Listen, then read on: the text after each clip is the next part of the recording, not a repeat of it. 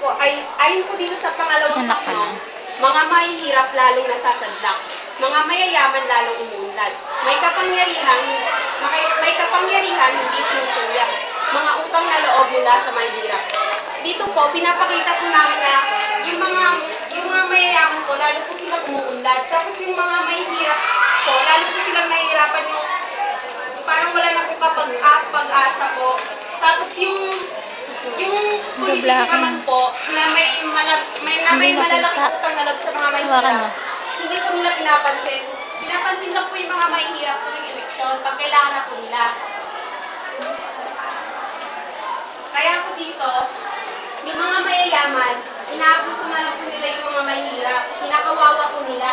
Hindi po pantay-pantay ang pakikitungo ng mga tao sa kapwa nila. Dahil porket sila po ay mahihirap, iba na po yung tingin nila sa kanila, mga mabababang tao na po.